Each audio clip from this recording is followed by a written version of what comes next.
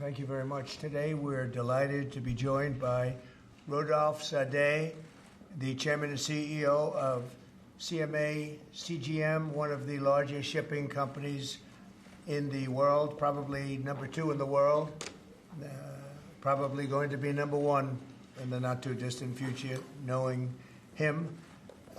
They employ over 160,000 employees. They have 750 major container vessels worldwide. And I'm thrilled to announce that he's going to be investing $20 billion into the United States because of the election results, which comes along with a lot of other things like great protections and other things. This massive investment will go toward building out shipping logistics, infrastructure, and terminals, which will create an estimated 10,000 new jobs in America. It's so important because it's about shipping. You know, we lost our way for many years. We haven't done anything. We used to build a ship a day, and now we essentially don't build ships. We're going to start that, and we're going to be announcing next week or the week after a massive new program for building very large, the largest ships in the world. And it'll have to do with incentives, taxes. They'll be coming from all over the world, just like they are with cars, with what we've done with tariffs. And we have at least 7 new major car plants that are going to be starting very shortly because of what we're doing with the tariffs, which will primarily start on April the 2nd. Most of the tariffs go on April the 2nd. Right now we have some temporary ones and small ones on relatively small, although it's a lot of money, having to do with Mexico and Canada. But the predominant tariffs will go, they'll be reciprocal in nature. They'll be going on April the 2nd, so we'll be talking about that. It'll be a big game changer for our country because we've been ripped off by every country in the world. And now whatever they charge us 150, 200%, and we charge them nothing. So whatever they charge us, we're going to charge them. And there'll be no getting out of it. So we look forward to April 2nd. I've been looking forward to that date for a long time. I had it as April 1st, but I didn't want to be hit for April Fool's Day. I'm a very superstitious person. So we made it April 2nd. It probably cost us a lot of money doing that, but it's okay. I feel better about it. And that'll be something very big. But I'd like to ask Rodolphe if you'd say a few words, please, about what you're going to do and also about the possibility of shipbuilding in our country. Please. Thank you very much, Mr. President. Yes, indeed, we are CMA CGM, one of the leaders in shipping and logistics around the world. We are very enthusiastic about this big announcement of today. We are investing $20 billion in shipping and logistics. This means the creation of 10,000 new American jobs. We're also looking at investing in shipbuilding of container vessels, and we most probably will be making also announcement in the next coming weeks. And we would like also, Mr. President, to go for more U.S. flag vessels, and we will go from 10 that we operate today to 30 U.S. flag ships, and hopefully doing more in the months to come. Thank you very much, Mr. President. Thank you, and congratulations on your great success. He's built one of the, with his father, before him, built one of the great shipping empires of the world. And that is, I never heard 750. It sounds like a lot to me, doesn't it, huh? It is, Mr. President. That's a fantastic company. Congratulations. Really Thank great you. job. And a real honor to have you. Why is it that more people don't have American flags? They seem to have Panamanian flags and Liberian flags. They don't seem to have a lot of American flags. But this will change, Mr. President. You will have more ships with U.S. flag as we move forward, and you can count on us to do as much as we can. That's very good. It's true. Other countries take advantage of us even on that. So we're going to be changing that around, and I appreciate you coming up and even bringing it to our attention. It's really a great thing. Thank you very much. Thank you, Mr. President. Appreciate it. Will, could you come over? We're going to Yes, sir. sign some executive orders. Sir, your administration has made it a priority both to end lawfare and the weaponization of government, and also to hold those who have engaged in lawfare accountable. One of the law firms that has been involved in that is called Perkins Coie. That's also a law firm that has engaged in unlawful DEI practices. This executive order will suspend security. And I've watched it take place. This executive order will suspend security clearances and access to certain federal resources for that law firm, and also launch a holistic review of unlawful DEI practices at some of the nation's largest law firms. This is an absolute honor to sign. What they've done is it's just terrible. It's weaponization. You could say weaponization against a political opponent, and it should never be allowed to happen again.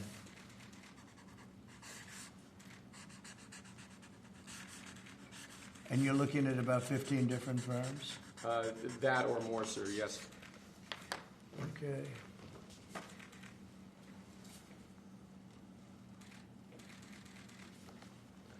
Thank you, sir. One of the tools the left has consistently used to frustrate good government policies has been the use of injunctions and temporary restraining orders. Federal Rule of Civil Procedure 65C allows for essentially a demand for an injunction bond for folks who are seeking temporary restraining orders and injunctions to post a bond before they're allowed to proceed in court. This presidential memorandum would order the Department of Justice, its litigating components, to seek those injunction bonds whenever someone tries to challenge our policies in court, so that when they end up losing in court, and we believe that they will end up losing in court, that they can be held financially responsible for the disruption to federal activities that their actions have caused. Right. Something they've wanted to do a long time, right? They've been looking to do this for years? Yes, sir. And why they just never got it? This is a rule that's been on the books for a very long time. The Department of Justice has been very inconsistent in seeking these bonds. From a legal standpoint, really a very big thing. Thank you, sir. In order to protect American car manufacturers and American farmers, we have two modifications to the IEEPA tariffs that have already been announced against Canada and Mexico. This first order relates to Canada. Essentially, what it will allow for is the flow of parts and sub-assembly products into America to allow American car manufacturers to continue building cars. It basically excludes USMCA-eligible goods from existing tariffs, and also in order to help our farmers at this crucial time of year, we're going to be reducing the tariff imposed on Canadian potash from 25% to 10%. So this is a modification to our tariff regime to protect American car manufacturers and American farmers. It basically makes it more fair for our car manufacturers during the short-term period before April 2nd. April 2nd is a little bit different. That will be much more significant. But during this interim period between now and April 2nd, this makes it much more favorable for our American car manufacturers.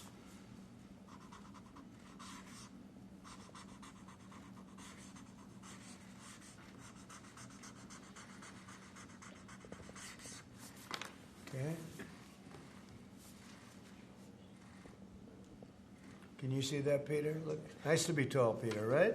I see right over it. You can see it so nice. That's why he's such a gentleman. He doesn't have to rush. Okay. And this is the same just for Mexico, sir, the previous one. Same thing for Mexico. One for Canada, one for Mexico. Yes, sir. They've been in the news lately, haven't they? And I spoke to the president of Mexico, wonderful woman, today, and we helped them out with the problem they were having to do with the tariffs, short-term tariffs. And we had a very good conversation. Also, we discussed drugs, and they've been working much harder lately. Do you notice that? On people coming in and drugs, and we've made tremendous progress on both.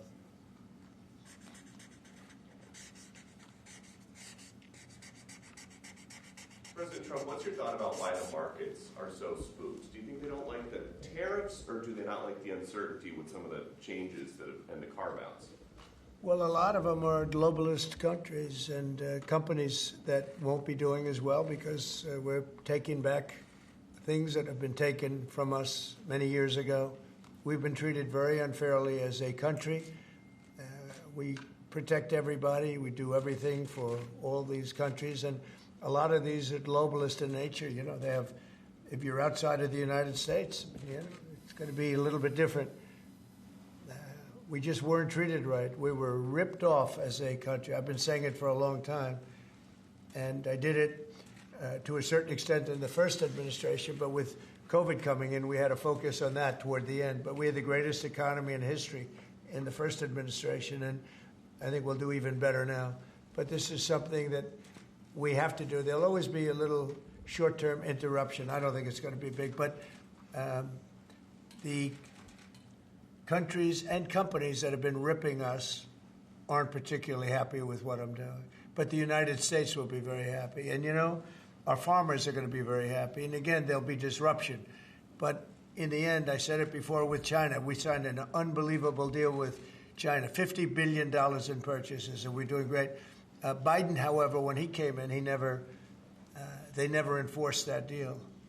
So that's the only thing that basically you have globalist companies that have been ripping us off that won't be able to rip us off any longer. I think that's what the big charge is. Have you been influenced, some of these exemptions that have been announced and some of these temporary delays, have you been influenced in those decisions because of the market reaction? Well, there are no delays at all. No, nothing to do with the market. I'm not even looking at the market because long term, the United States will be very strong with what's happening here. Now, these are countries and companies, foreign companies, that have been ripping us off, and no president did anything about it until I came along, and then I did a lot about it. You know, we took in tariffs from China $600 billion. Nobody else took in 10 cents from China. They never did. But when COVID came along, we had to focus on COVID. We did a great job. We got rid of that. We ended up handing over with a market that was higher than it was previous to COVID coming in. But this is very much about companies and countries that have ripped off this country, our beloved USA, and they're not going to be ripping us off anymore. So, you know, I think that has an impact on the market. Sir, this is a slate of nominees that's been prepared by the Presidential Personnel Office. It includes a number of sub-cabinet level appointments, a number of your ambassadors that have been previously announced, and also, crucially, given the administration's concerted effort to focus on violent crime, it includes a number of U.S. attorneys in major cities that have real crime problems. Okay. Some very good people, too. Thank you, sir. And then we have a number of ceremonial proclamations that Lindsay Halligan is going to. So two very special proclamations, the first of which is a proclamation that proclaims March 2025 as Women's History Month in honor of all the wonderful women in your administration, all the wonderful women in America, and in honor of everything you've done for women and this administration has done for women in just, a month and a half? So. Yeah, we've done a lot, and women have done a lot for us, right? This is an honor. We have a wonderful woman here, Maria Bartiromo. Thank you so much. Nice to have you, Maria. Thank you very much, Mr. President, and thanks for all that you're doing for women. Thank you. She's going to do an interview of me later. Maybe I shouldn't do this interview. I should be like Biden, not do any interviews.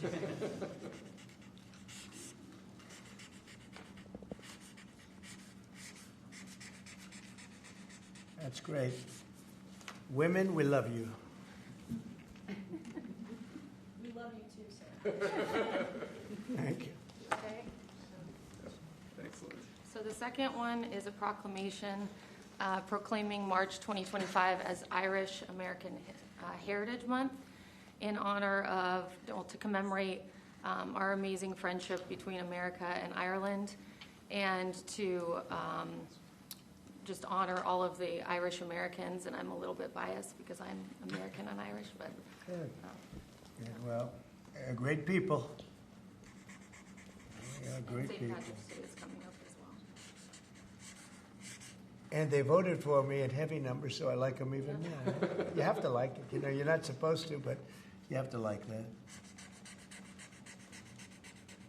All right. So for the Irish American people, proclamation. Okay. Thanks, Lindsay. Mr. President, your envoy, Steve Witkoff, told us a little while ago that if Hamas does not release hostages, that the U.S. and Israel could take some action. What does that mean in your eyes? Is that military action? Would you join strikes with Israel? Well, you're going to find out.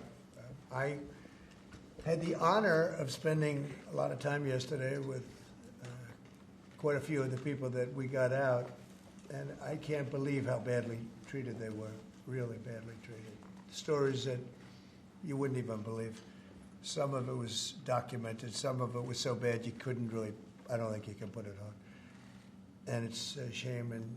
And they said one thing, they have 59 hostages, of which many of them are killed. They want to know if we could just continue. They said without us, look, Biden wasn't able to get anybody out. We came along and they started releasing. But we have 59 left, of which 24 are living. The rest are dead. And I put out a statement. It's sort of self-explanatory, I think. But somebody's going to have to get a lot rougher than they're getting.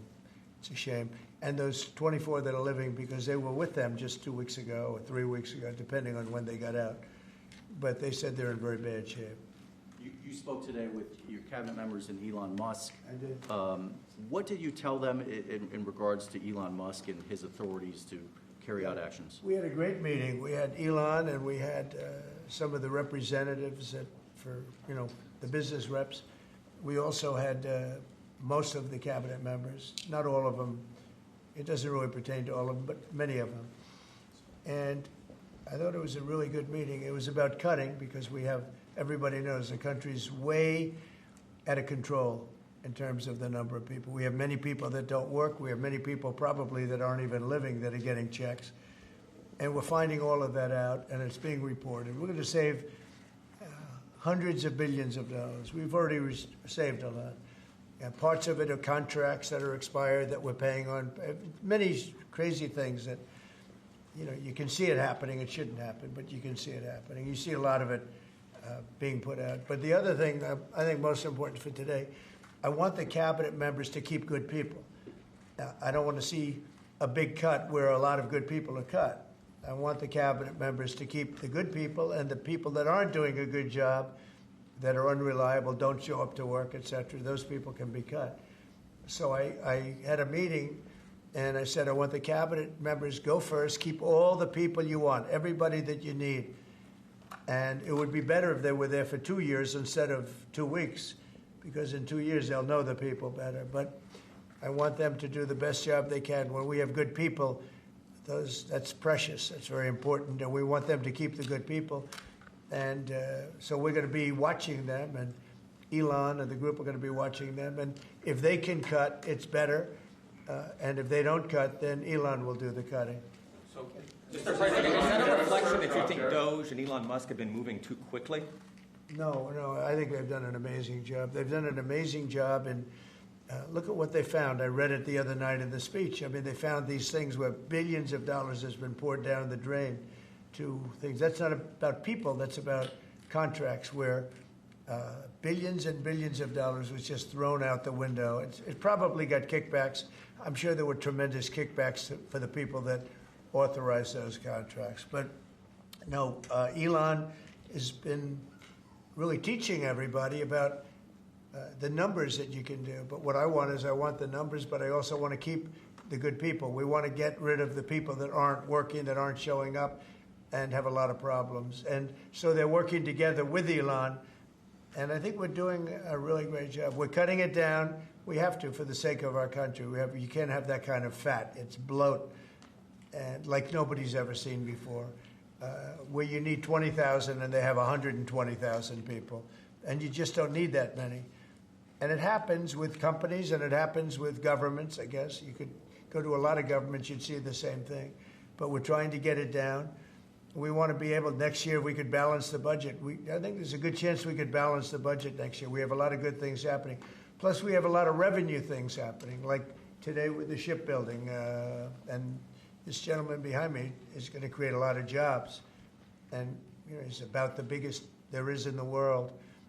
We had the biggest chip maker in the world here a few days ago. He's going to be spending $200 billion on building plants. We're not giving them any money to build it either. It's not, that chip act is ridiculous, where the Biden thing, where they give billions of dollars to people that have nothing but money. They're not going to spend that money. They're just taking that money. We're giving nothing. They're coming in because of the tariffs, because they don't want to pay the tariffs, and they're opening up big. But with respect to people, I said, I want to cut the people, but I want to keep the good people. Mr. President, tariffs, sir, can you walk us through the next steps on this? Steel and aluminum tariffs are due to kick in next week on Canada, Mexico, and every other country. Are those going to be modified as well? No, those aren't modified. Those are happening next week. And the big one will be on April 2nd when reciprocal tariffs. So if India or China or any of the countries that really, India is a very high tariff nation.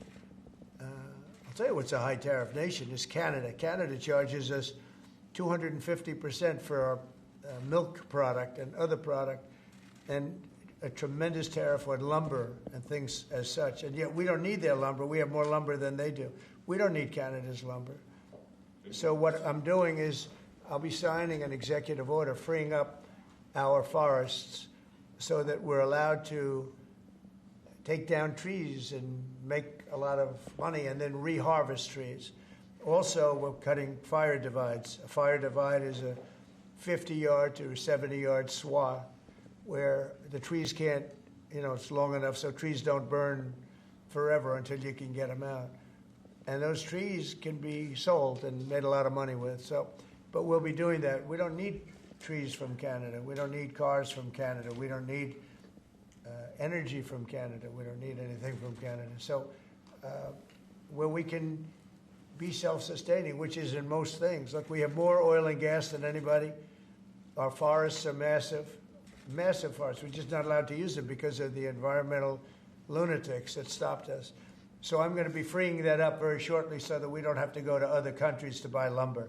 Why should we be buying lumber from other countries, paying tariffs, paying big prices, extraordinary prices, and we have lumber. We have the best lumber. Go ahead. And this USMCA exemption that you're essentially announcing today for this 1 month? It's just a modification, short term, because I didn't want to hurt the American. It would have hurt the American car companies if I did that. Would you consider the same sort of exemption or pause for the auto tariffs you're talking about next month? We're not looking at that, no. You're not No, we're not considering looking at that, no. Mr. No. President, Revoking Yep. the TPS for the Ukrainians who live here in the U.S.? What about it? Are you considering revoking the TPS status for the more than 200,000 Ukrainians who live here in the U.S.? What are you saying? I don't know. The Ukrainians that are here in the Yeah, U.S., yeah. they're under a TPS status. On GPS? TPS, temporary status. Temporary. Oh, I thought you said GPS. TPS. Yeah. There was some news saying that they were going to be revoked and they were going to be deported from the country. Are you considering that for the Well, we're Ukrainians? not looking to hurt anybody, and we're certainly not looking to hurt them. And I'm looking at that, and there were some people that think that's appropriate and some people don't, and I'll be making a decision pretty soon. Okay? President Trump says- But we're not looking to hurt them, President Trump said especially Ukrainians. They've gone through a lot. Yeah, Peter? the clocks are going to spring forward on Sunday. When are you going to get rid of daylight savings time? Okay, are you ready? So, this should be the easiest one of all, but it's a 50-50 issue. And if something's a 50-50 issue, it's hard to get excited about it. I assume people would like to have more light later, but some people want to have more light earlier because they don't want to take their kids to school in the dark. And it's a little bit one way, but it's very much a 50-50 issue. And it's something I can do, but a lot of people like it one way, a lot of people like it the other way. It's very even. And usually I find when that's the case, what else do we have to do? And I got to ask, because you were talking about this in your joint address, you were talking about Butler. It's been 7 months. Why do you think we don't know more about the guy who shot you in the ear? Yeah, oh, well, and the second one with all of his cell phones. So I want to find the answers. I've told them. In fact, today I said, we can no longer blame Biden for that one. He should have released that a long time ago. So they are giving me a report next week sometime, and I do believe I want to release the report. A lot of people have asked that question. You had one who had 3 apps, 2 of which were foreign, supposedly, and who has the biggest white shoe law firm in Pennsylvania, even though they don't live in necessarily a white shoe area. What's that all about? His law, the law firm. The other one had 7 or 6 cell phones, and I don't have 6 cell phones.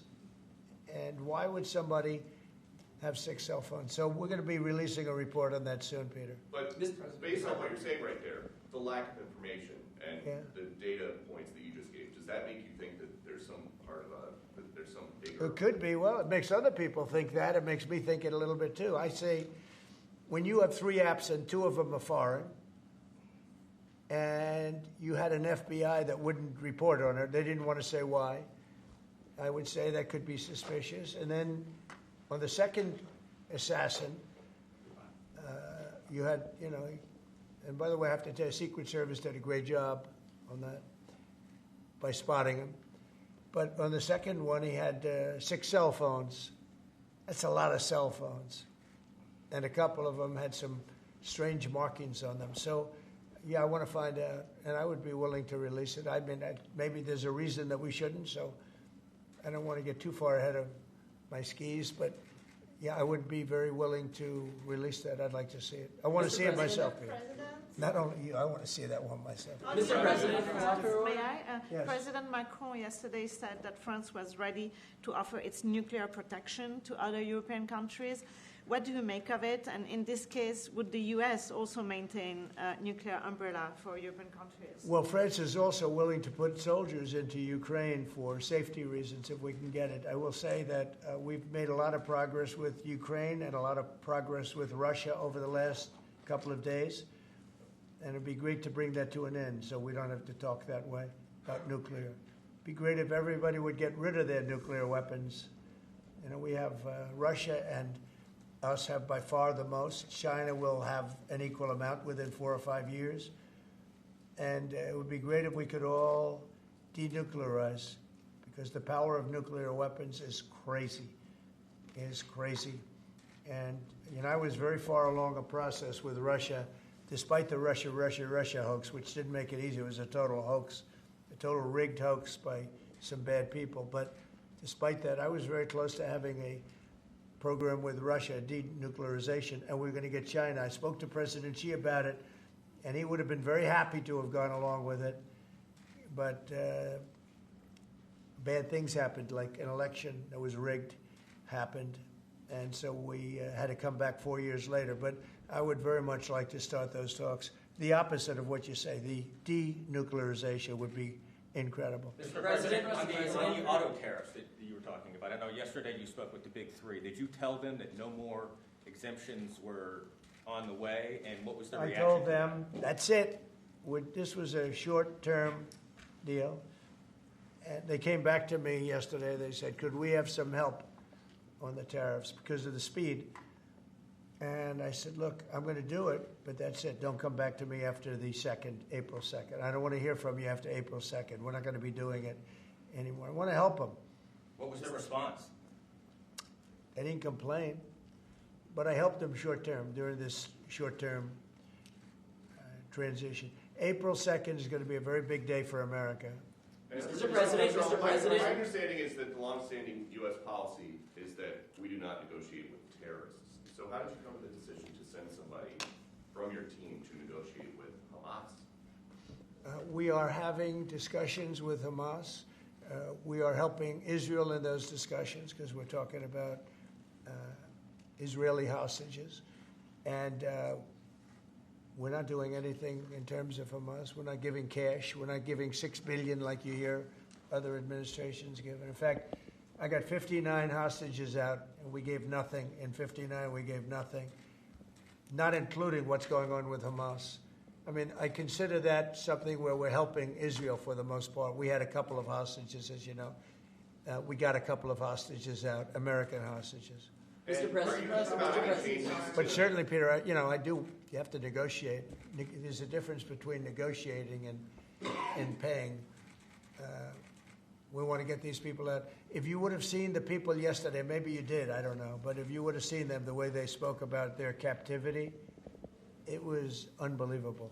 It's terrible. Are you thinking about making any changes to NATO where a NATO country gets attacked, but they're not paying enough dues, so the United States doesn't defend them?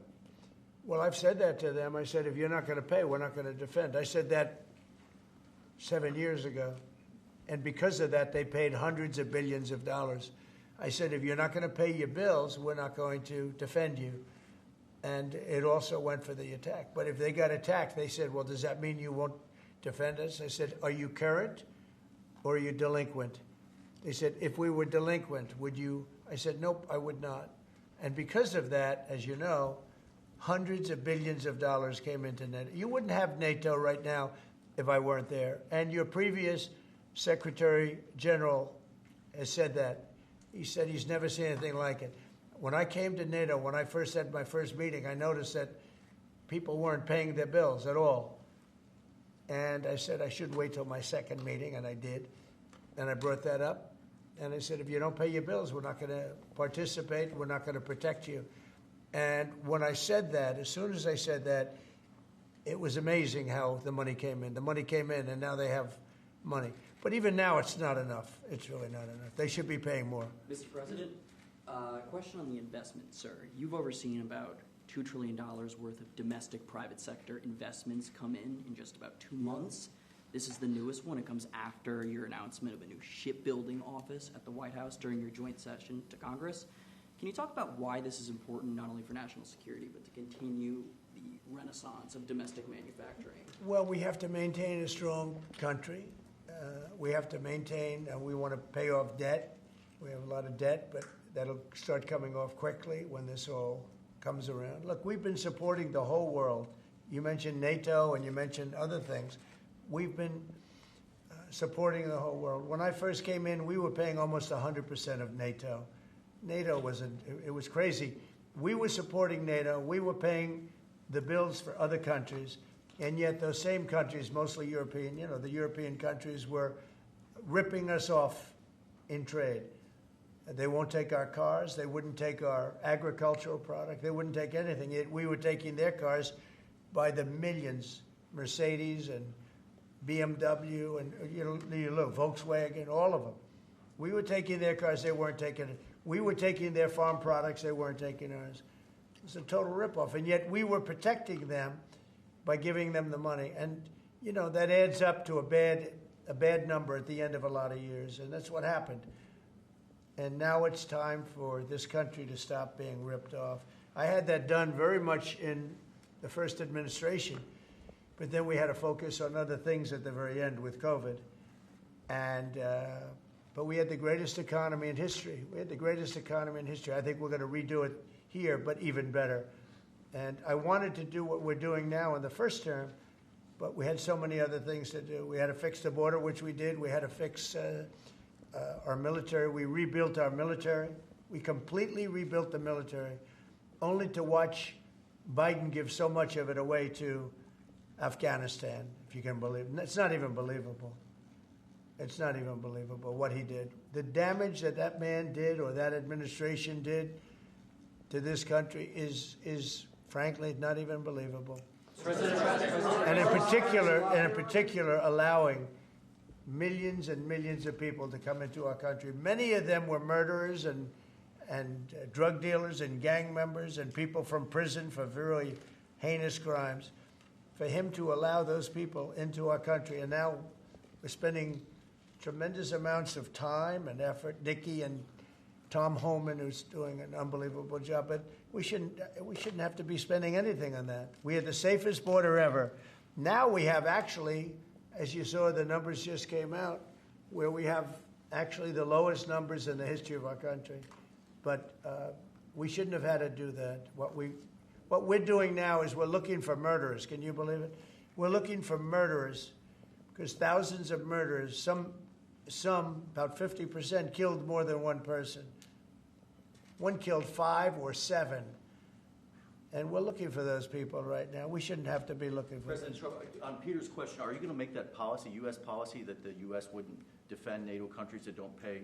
Well, I think it's common sense, right? If they don't pay, I'm not going to defend them. No, I'm not going to defend them. I got into a lot of heat when I said that. You said, oh, he's violating NATO. And, the biggest problem I have with NATO, I really, I know the guys very well. They're friends of mine. But if the United States was in trouble and we called them, we said, we got a problem, France. We got a problem, a couple of others I won't mention. Do you think they're going to come and protect us? They're supposed to. I'm not so sure. So You know, with Japan, why stay we have a deal, which is a very interesting one. And I love Japan. We have a great relationship with Japan, but we have an interesting deal with Japan that we have to protect them, but they don't have to protect us. Do you know that? That's the way the deal reads. We have to protect Japan. And by the way, they make a fortune with us economically. There's another case. But we have to protect Japan, but under no circumstances do they have to protect us. I actually ask, who makes these deals? Yeah, Peter? Well, so why stay in NATO at all? I view NATO as potentially good, but you gotta get some good thinking in NATO. It's very unfair what's been happening. Until I came along, we were paying close to 100% of NATO. So think of it. We're paying 100% of their military, and they're screwing us on trade. And when Zelensky inevitably comes back to the White House, what do you expect from him? And do you think you'll see him in the next time? Well, I think what's going to happen is Ukraine wants to make a deal because I don't think they have a choice. I also think that Russia wants to make a deal because in a different way that only I know, they have no choice either. Are you still thinking of going to Saudi Arabia and meeting with Putin about this? I don't know. I can't tell you. I'm going to Saudi Arabia. Mr. President, They've been very, I've made a deal with Saudi Arabia where, because normally you'd go to UK first, and last time I went to Saudi Arabia, they put up $450 billion. You know that, right? You were there. We had American companies that took in $450 billion. I said, well, this time they've gotten richer. We've all gotten older. So I said, I'll go if you pay $1 trillion, $1 trillion to American companies, meaning the purchase over a 4-year period of $1 trillion. And they've agreed to do that.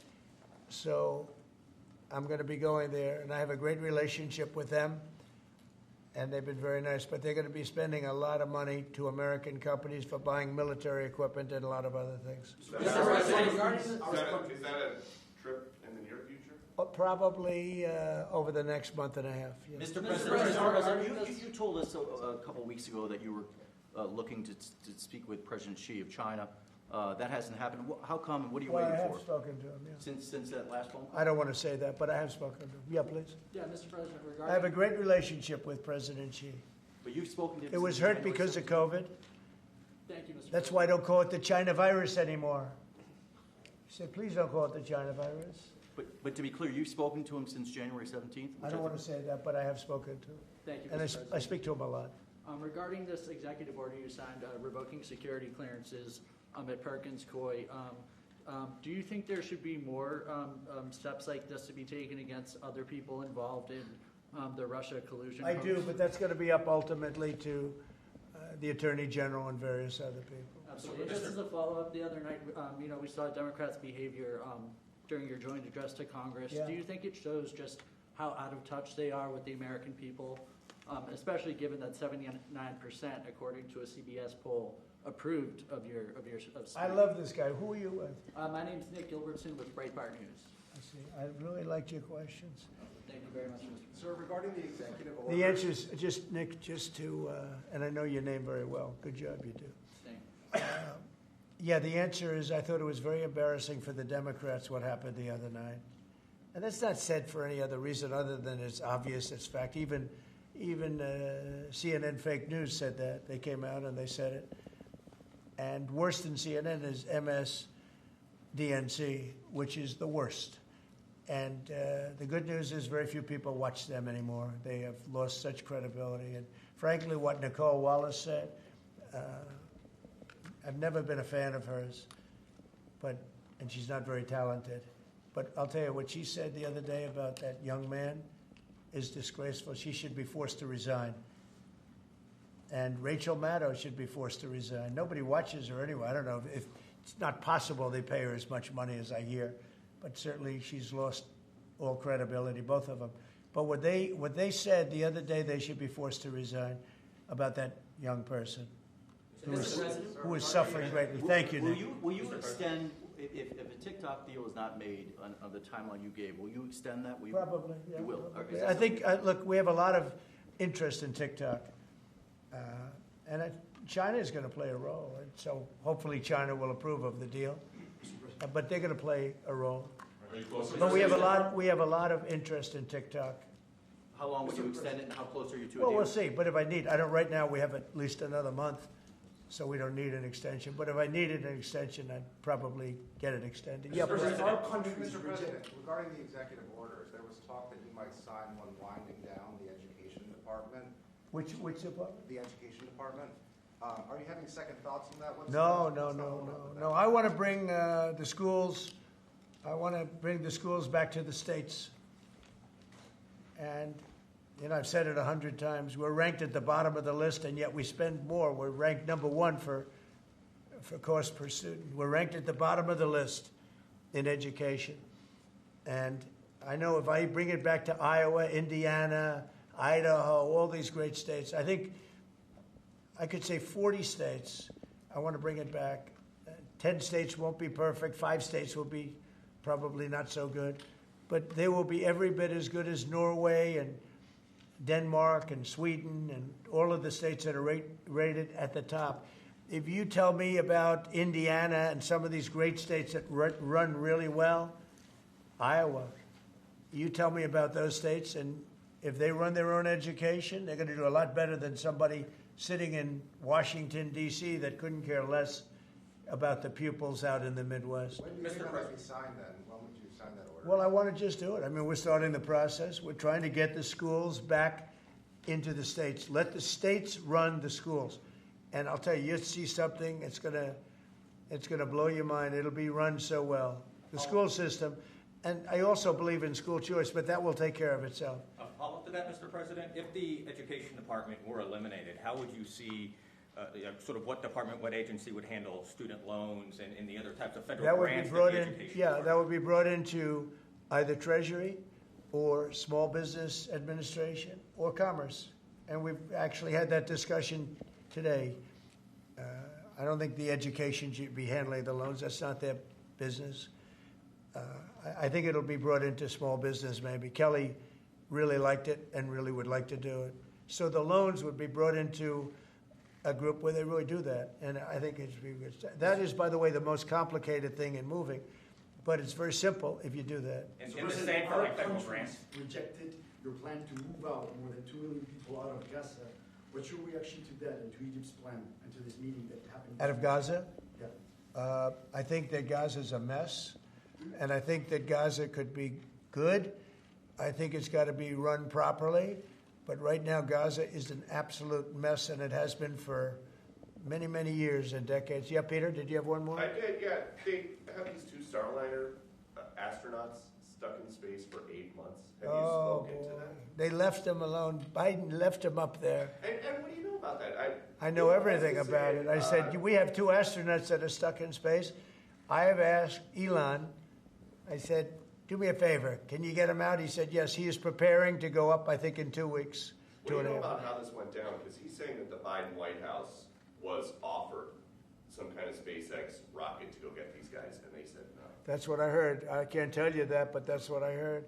But Biden was embarrassed by what happened, and he said, leave him up there. I would have said, if you're embarrassed, you got to get him out. Elon is right now preparing a ship to go up and get him. I'm sure that they will see this in space. What is your message to them? We love you, and we're coming up to get you, and you shouldn't have been up there so long. The most incompetent president in our history has allowed that to happen to you, but this president won't let it happen. We're going to get them out. We're coming up to get you. I've authorized Elon. I said, can you get them out? Because, they've been left up there. I hope they like each other, but maybe they'll love each other. I don't know. But they've been left up there. Think of it. And I see the woman with the wild hair, good solid head of hair she's got. There's no kidding. There's no games with her hair. But, and there's a danger up there, too. They can have some failures up there that would be very bad. You got to get them out. So I've authorized Elon a week ago. I said, we have 2 people up there that Biden and Kamala left up there. And he knows it very well. I said, are you equipped to get him? He said, yeah, he's got a Starship, and they're preparing it right now. And so Elon is going to go up and get him. Should I go on that journey just to be on the ship when we stop? What do If you? that's an option, yes. I should do it. Oh, that's terrible. I thought he liked me. I thought he liked me. I thought, Maria, should I do it? Well, you should then come. Stay here. Maria likes me better. She's, President Trump, you should then come back from space.